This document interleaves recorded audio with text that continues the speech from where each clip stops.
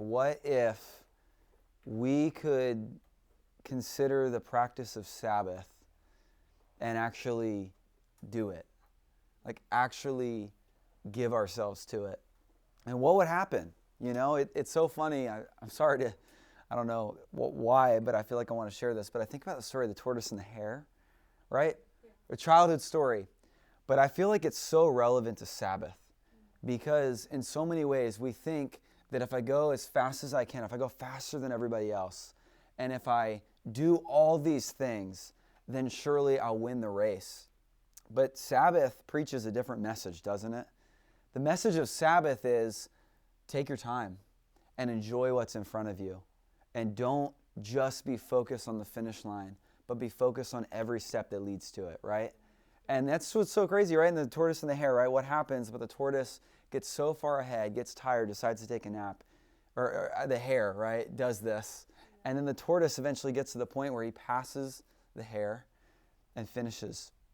And for me, and I think for us in the culture we live in today, where there is such a pressure on performance and such a pressure on doing so much. I mean, even when we see it on our social medias, right, we're scrolling and scrolling and scrolling. We see what everybody's doing, what everybody is accomplishing. I mean, think about it. This is like really the first time in the history of life where we have been so tapped into the realities of other people.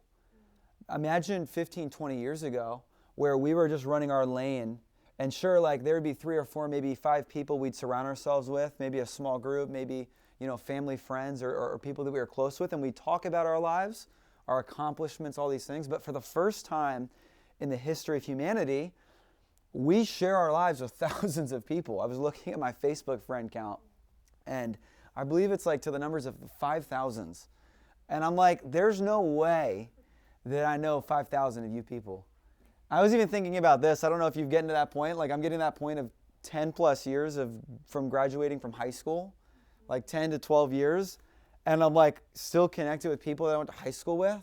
And I'm like, if I ran into you in a public setting, you would be such a stranger to me, even though I spent close quarters with you at school, right?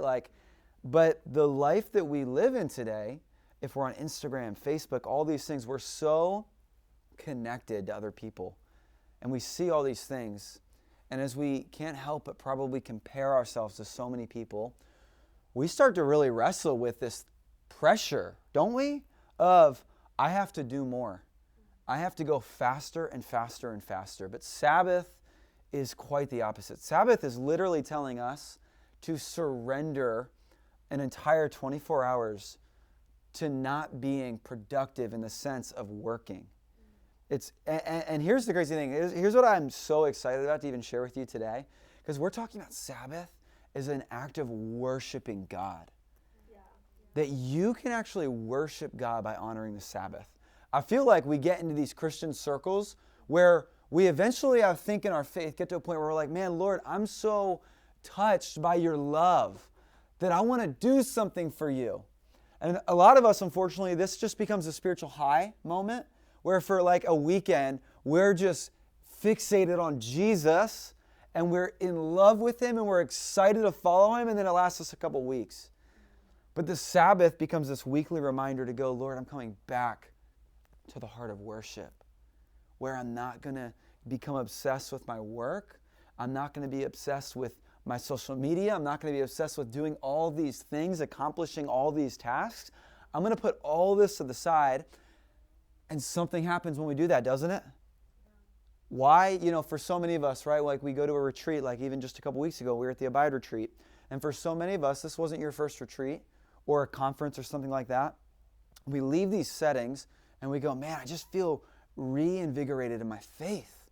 I feel like I'm refined and I'm excited to go after the Lord.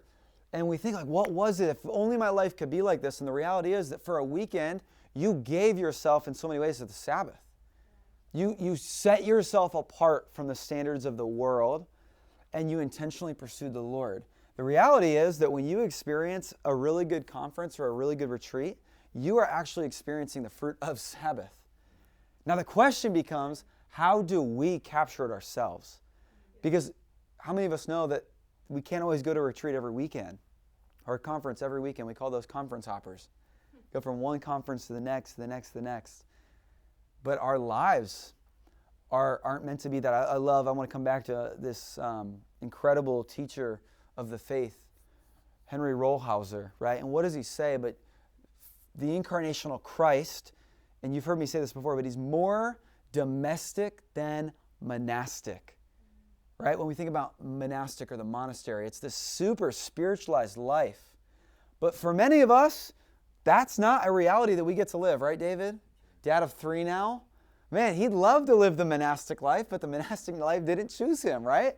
And for a lot of us, that's also our portion, our reality. Brandon would love to live the monastic life, but sometimes he's got to walk to Agora and make some coffee for people, right? Or go to the Centerpiece, right? And for all of us, Austin probably would love to do that, but cars got to be detailed. Amen? Amen? Come on. So my point is this, is that the monastic life isn't something that we always get to walk in, but we can still practice this from time to time. And that's the gift God wants to give us in the Sabbath.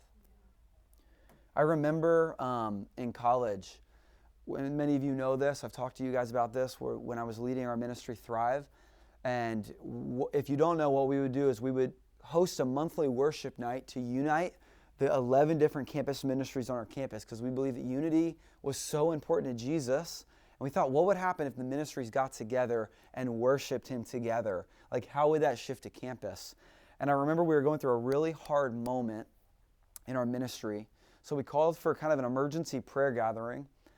And we all gathered, our leadership gathered. Jordan was there, he could attest to this. We all gathered, and we started to think, what should we ask of God? Like, what do we need to specifically target our prayers to receive the voice of the Lord, the word of the Lord for this hour for our ministry?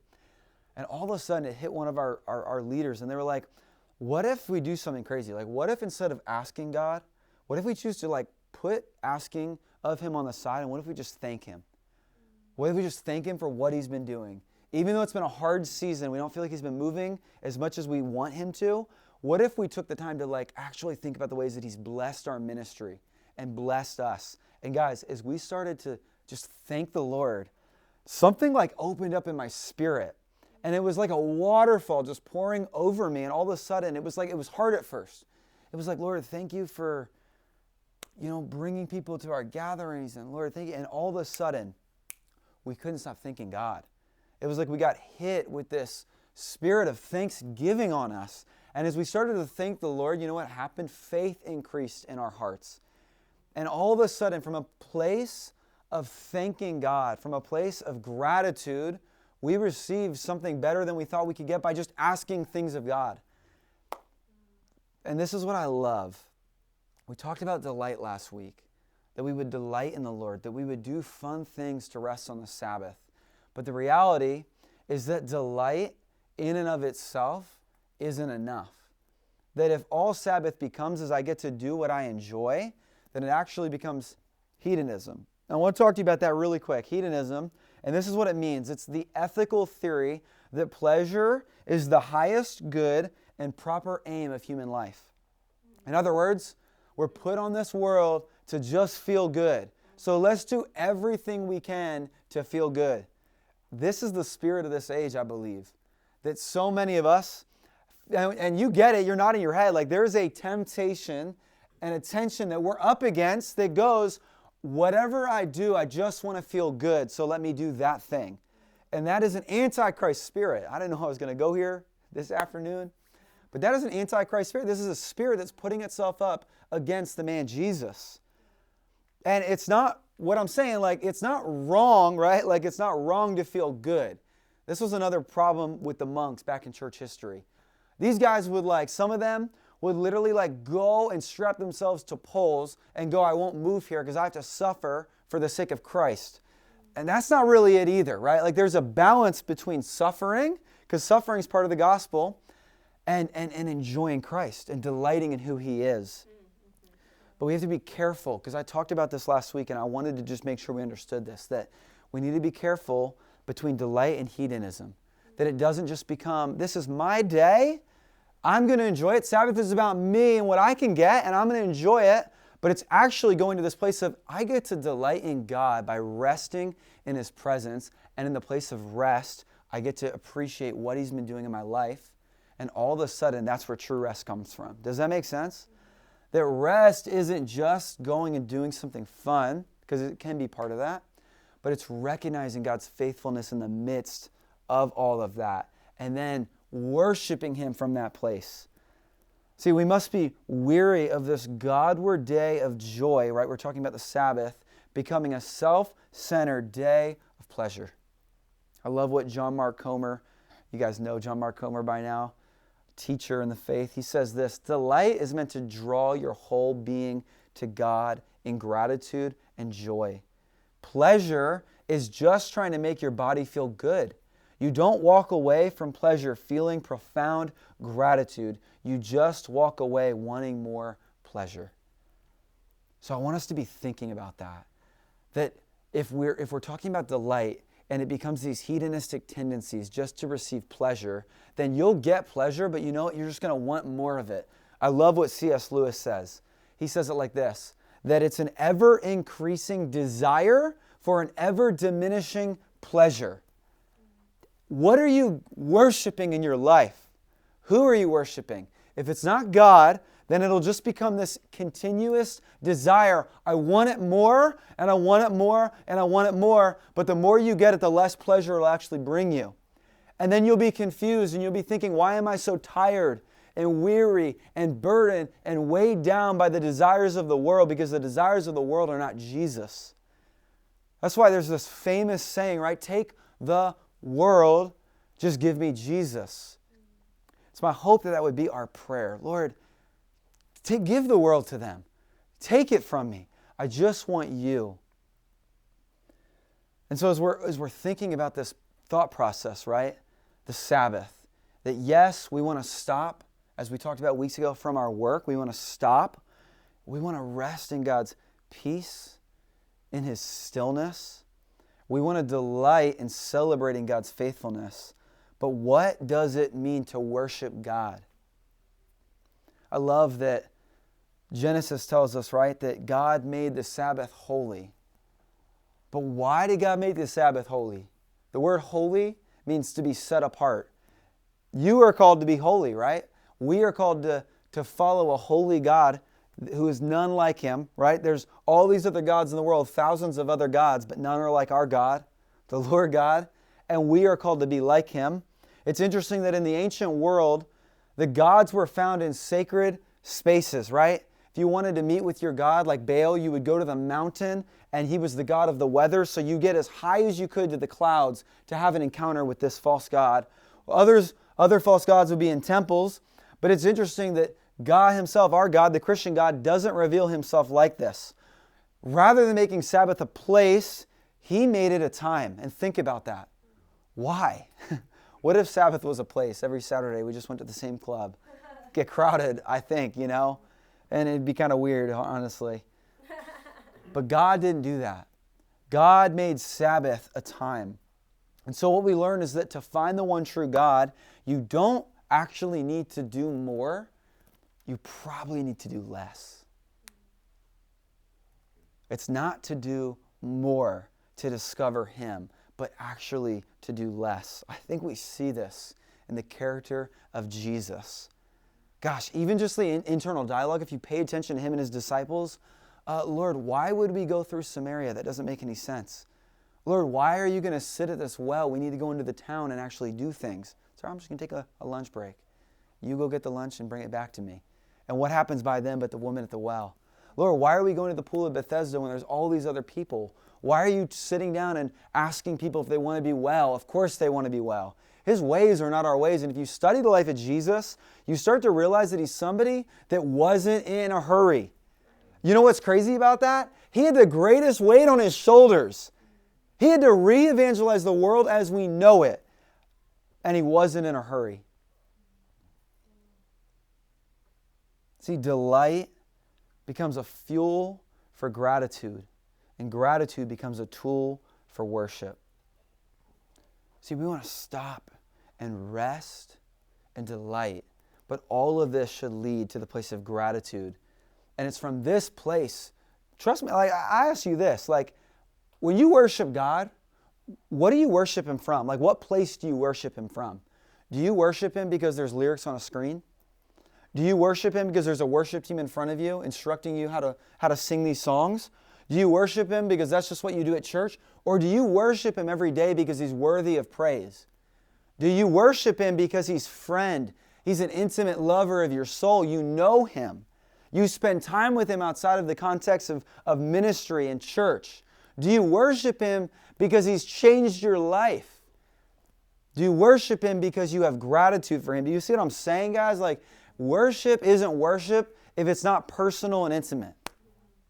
Worship is something you offer the Lord because He did something to you. We love because He first loved us, right? So we're just playing ping pong, right? And God served first. It wasn't our idea of love. We cannot love in and of ourselves. We love because He first loved us. And our love and our gratitude is a response to His faithfulness. Does that make sense?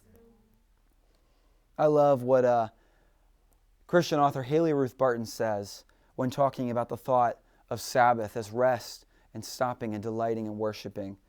She says this, "I know what it's like to rest for hours until I have the energy to delight in something. Feel good, a good food, a good book, a leisurely walk, a long-awaited conversation with someone that I love. I know what it's like to feel joy and hope and peace flow back into my body and soul, though I had thought that it might not ever come again." I wonder if you resonate with that. I know what it's like to see my home and my children through the Sabbath eyes of enjoyment. I know what it's like to have rest turn into delight, and delight turn into gratitude, and gratitude into worship. See, for a lot of us, when I say worship, you probably immediately think of singing. That's kind of my train of thought, right? Like worship, like yeah, we worship God through song. But the biblical definition of worship is to orient and reorient your entire life around God. In other words, it's to recalibrate God as your first love. And here's the reality is that worship is not just one thing confound to song or singing, right? Like worship is a place that God has in our lives. It's similar to idolatry, right? Like if I'm struggling with idolatry, it's because I've put God in a place, or I've put God aside and I've put something in His place. And I'm worshiping this thing. But that doesn't mean that I'm singing to these things. Like if I struggle with idolizing my job or money, I'm not singing to these things, am I? No, but I'm putting them in a better place in my heart. Doesn't that make sense though? So worship's not just about singing, but that's part of it, right? When we sing to God, we're allowing our body and our soul and our spirit to realign with God. But also our resources and our finances. Gosh, I'm asking you, what was it for the rich young ruler? All these possessions, all these riches he had. But these were the things that he worshiped, and they became a barrier between him and Jesus. What about yielding your will over to God, otherwise known as surrender? Choosing to trust God, especially with the unknown. See, so many of us, because I resonate, we want to make decisions in life, but we want to wait till we know the information at hand. We go, well, I think I want that job, but let me figure out the salary first. Well, I think I want, this material, this item, but let me see what it can do for me first. But in reality, it's like, Lord, what do you want for me? I feel like so many of us, I'm just going to step on some toes perhaps, but I think it becomes like, what does success look like in the eyes of the world, and how do I get that for myself?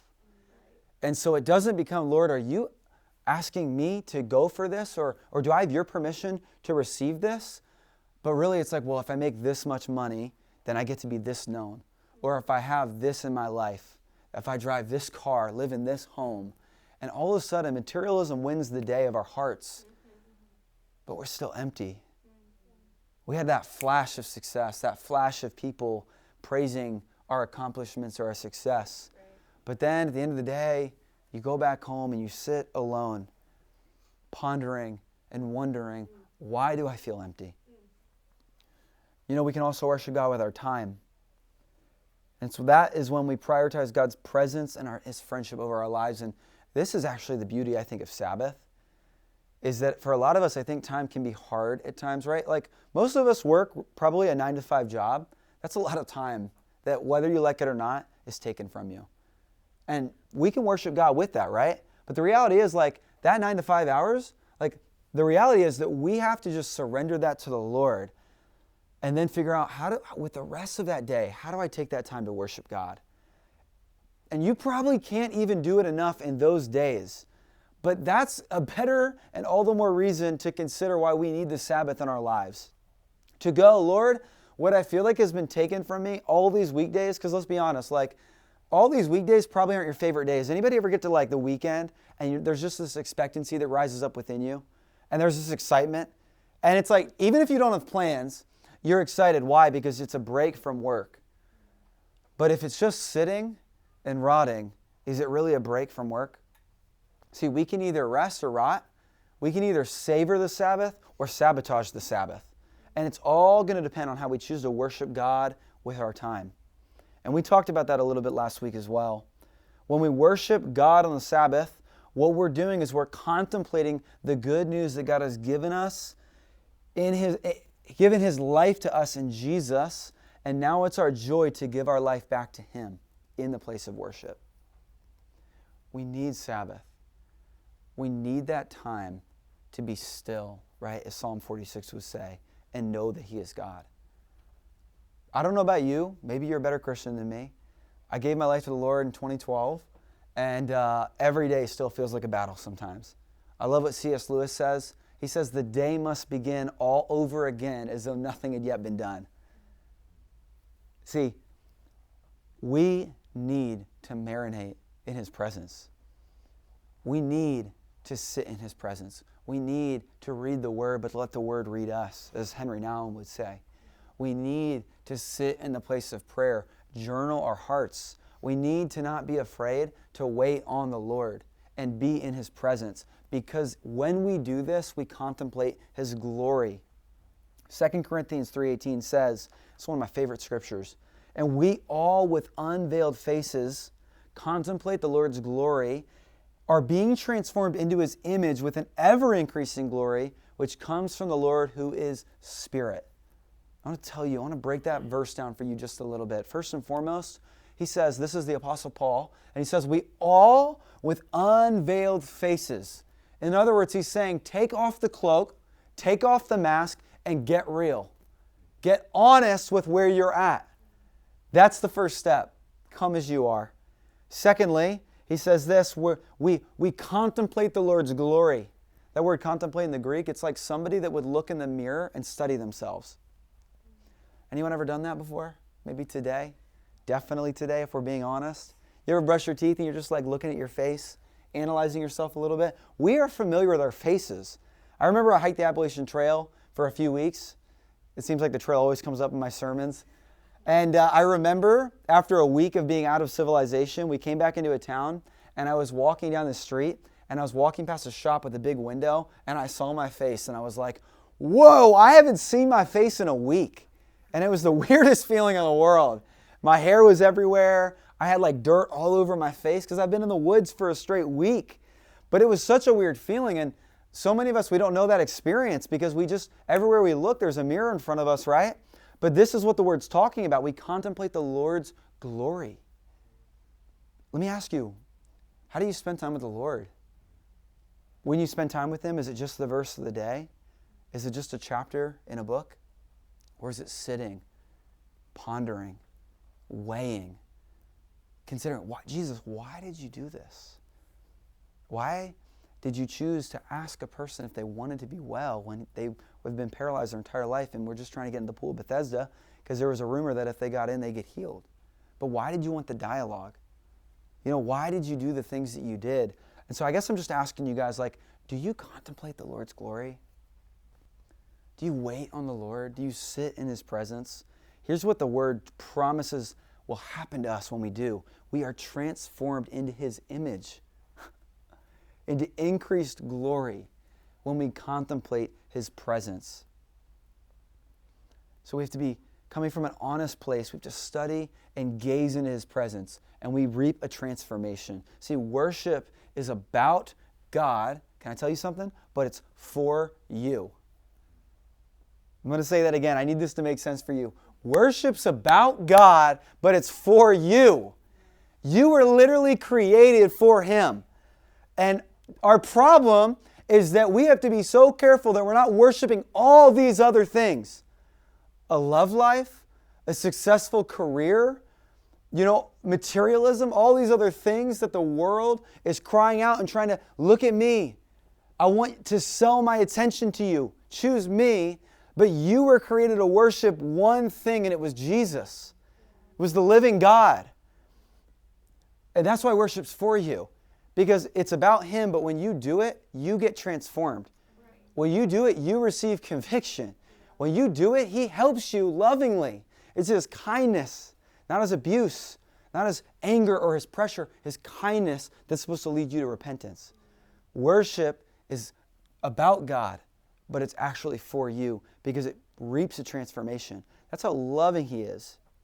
And we were created for that. And I think Sabbath is so important because it's like a compass. And this is kind of my conviction speaking, not my experience in all honesty, because I'm still trying to get this Sabbath thing down.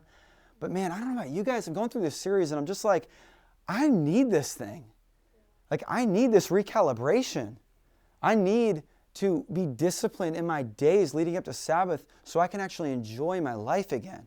I need to step away from the chaos of the world, the loudness of it, the temptation of it, the busyness of it, the pressure of it. And the only way I can actually, I'm realizing, do that is when I honor the Sabbath. I can try to have a good quiet time every day, but the reality is that the world's calling, and there's things that I have to do. And many of you work in the marketplace. You work in the world. You don't get to just be like Daniel all the time and go 3 times a day and have a prayer set. You need the Sabbath. The Sabbath becomes a compass to call you back to the center of the Lord. And here's just a question to ponder, right? When we think about the Sabbath, is the Sabbath still a command? I want to just absolutely crush this for you. Is it still a command because it's part of the Old Covenant? Old Covenant had some weird things like don't eat shellfish, sacrifice your goat. Could you imagine if we were living in the Old Covenant? It's like everybody would walk into the service today with their goat, get ready to sacrifice that thing. Because you got to get right with the Lord. Thank God for that, right? I don't think we're still living in that covenant, right? So the argument can be made, well, if we're not doing that anymore, because Jesus was worthy and He took our place, then why are we still practicing the Sabbath? Why is that a command, right? I just would say this, is it a matter of life and death? What if it was? What if the Sabbath was a matter of life and death? In Deuteronomy 30:19, Moses says this to the people. He says, I set before you life or death, you choose. And he's talking about the commands of God. Did you know that the Sabbath was in the inclusion of that? Of course you did, right? 10 Commandments. And Moses is saying to the Israelites, I'm setting before you life or death, you choose. In other words, you'll choose life if you follow these commands, but you will choose death if you neglect them. See, I believe that the Sabbath might actually be literally and spiritually life or death for us. Matt touched on this a couple weeks ago, but I want to come back to it, that in 1793, the French Revolution was happening, and they decided to change the order of life, and they took the 7-day week, and they converted it to a 10-day week as a hope to create more productivity in society. Who wants to live that life? Woo! Could you imagine? Like 10-day week. Monday, Tuesday, Wednesday. How do we get there? Can I tell you the result of what happened? First of all, the economy crashed. That doesn't sound too productive, does it? Productivity lessened, which makes sense because the economy crashed. Third, and I think this is the most eye-opening to me, there was an increase of mental illness and suicides. The highest they had ever had in history. And it came because they changed the 7-day week to a 10-day week to increase productivity. But here's the reality that what happened. See, scientists have studied this since then, and in the information that was actually resulted from this, we realized that the human life can actually sustain probably just about 50 hours a week of work, max 50 hours. In a 6-day week, at your best, you can produce 50 hours of work. Here's what's interesting. In that study, there was zero difference in the productivity between someone working 55 hours and someone working 70 hours.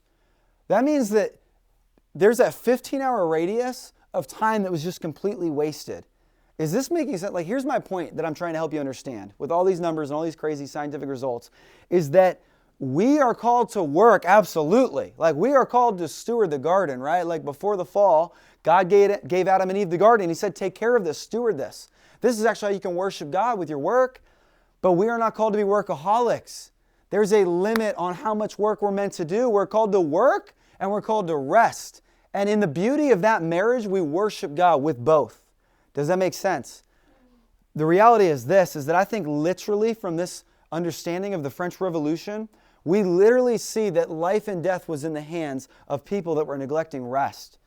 Fortunately, they didn't have a choice in the matter.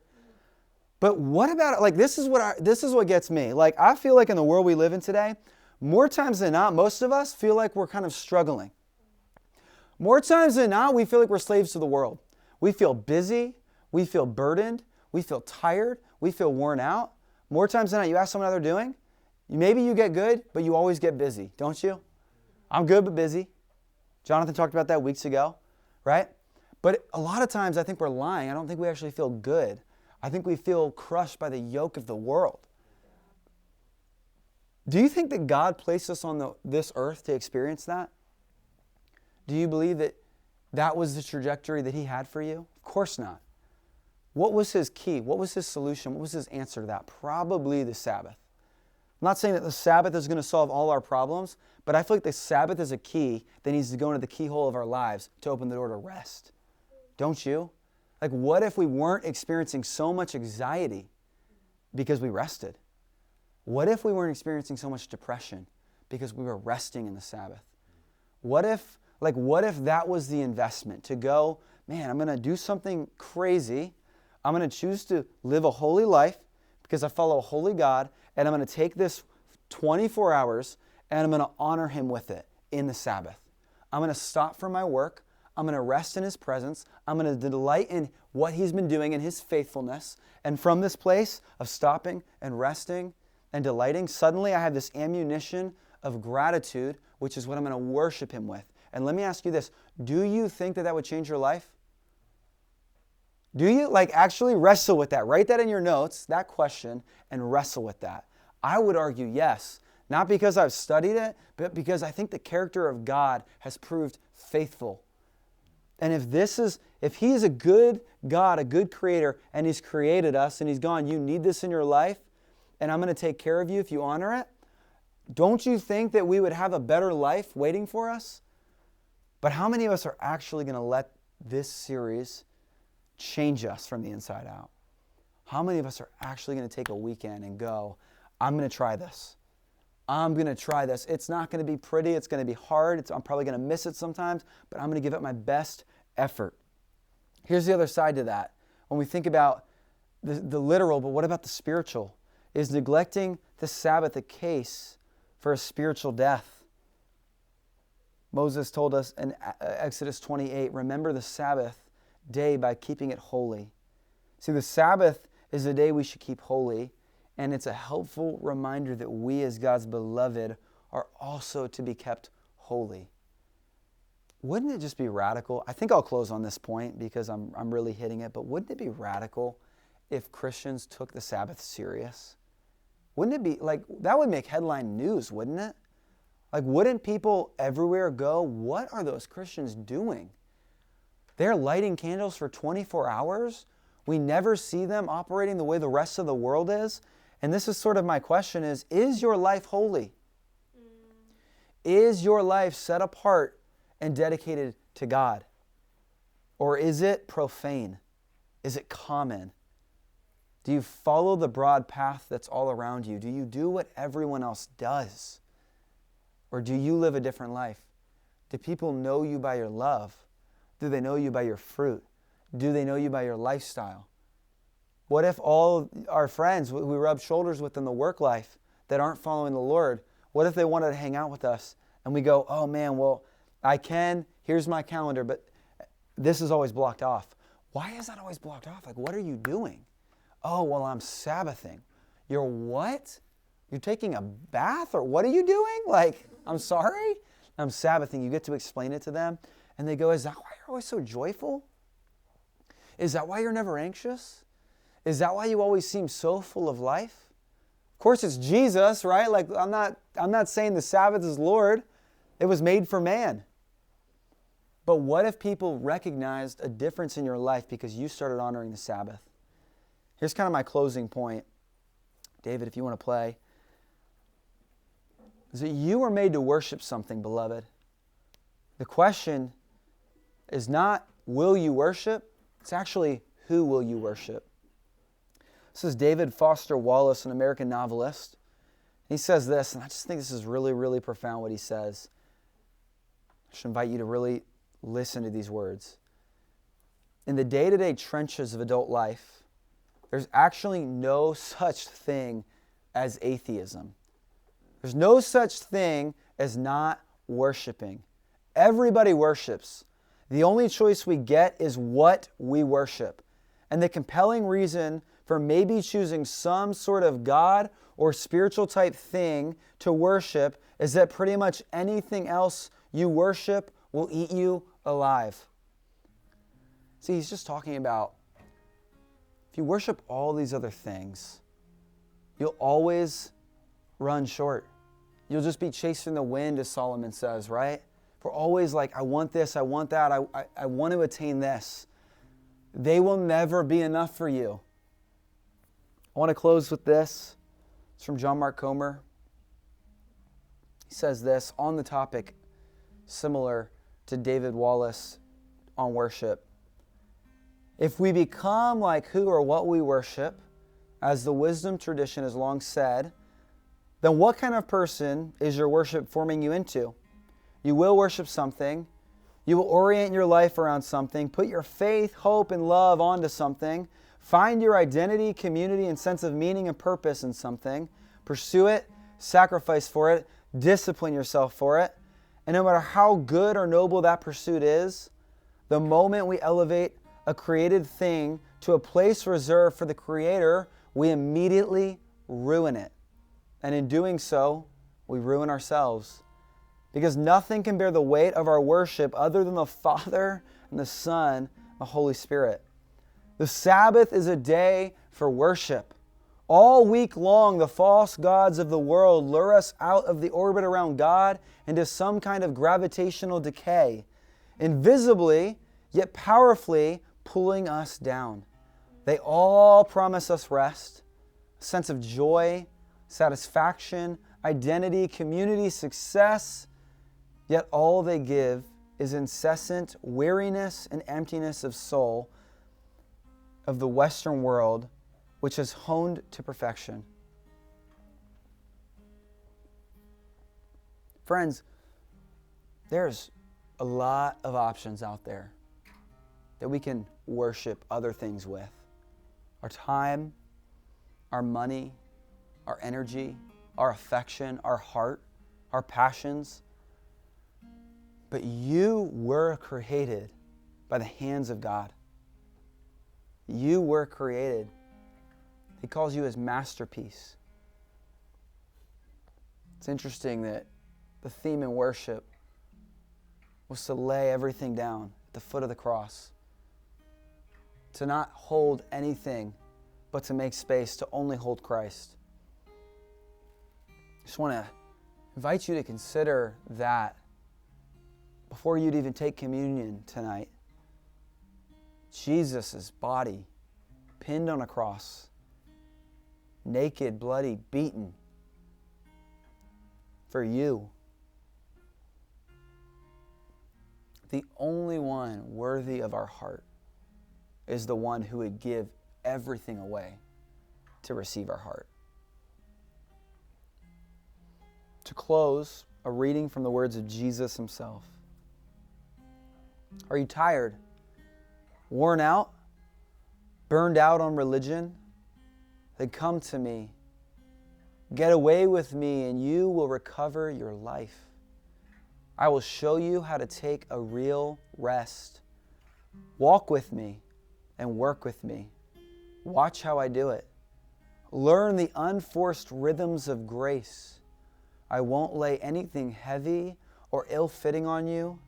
Keep company with me, and you will learn to live freely and lightly.